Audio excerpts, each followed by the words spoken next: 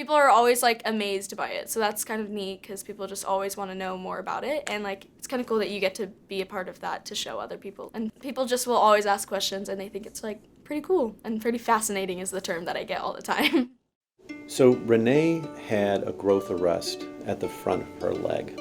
When she was younger, she had a bone cyst at the top of her leg bone, and part of her treatment of that cyst caused the growth plate at the front of her leg to stop growing.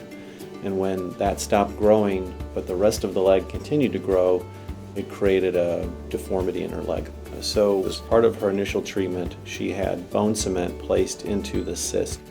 So we first had to get that out of her leg and get normal bone to grow and fill in that area where the bone cement was. The first surgery was actually a year ago, and it was to get the cement out and put actual bone for my hip in there so that they would have bone to work with. And then 5 months ago today, actually, I got this frame on, and like they were able to move my bones into the right spot. And so, yeah, that's the whole journey.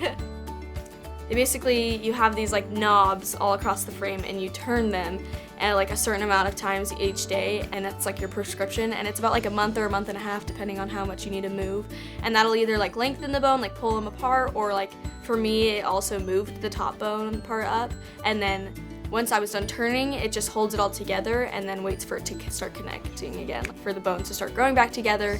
So that's what I've been doing for the past like 3 months, because the first like month and a half was the turning, but now it's just been healing. It's hugely important to keep an upbeat attitude with them on a weekly basis, because it gets to be tiring, and they may go through a period of several weeks where you're either lengthening the leg or you're correcting the deformity, and then once it's all corrected, it can be 3 to 6 months before the bone is healed enough that they can either take the external fixator off or begin to walk and get back to normal activities.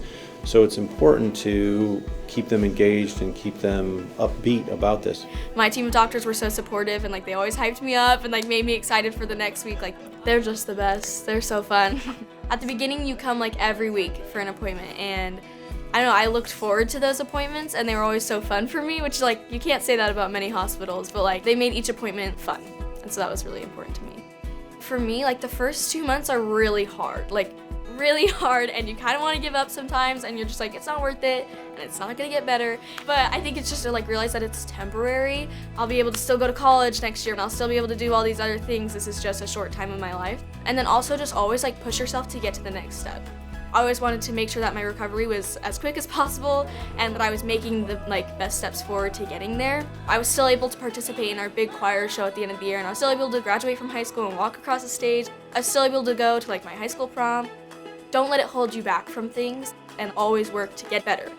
You have not let this define what you do, and that's the most, we talked about this before, right? That's the most important thing, is that yes, it just becomes part of your day and daily routine, and clearly you I'm still in all the dance numbers in the show, so.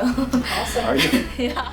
Patient is by far and away the most important part of this whole process, because we may only be spending 2 or 3 hours in the operating room, but for 6 to 9 months after surgery, patients need to be working on therapy every day and working on range of motion and strengthening, or they may have to care for their external fixator if they have one.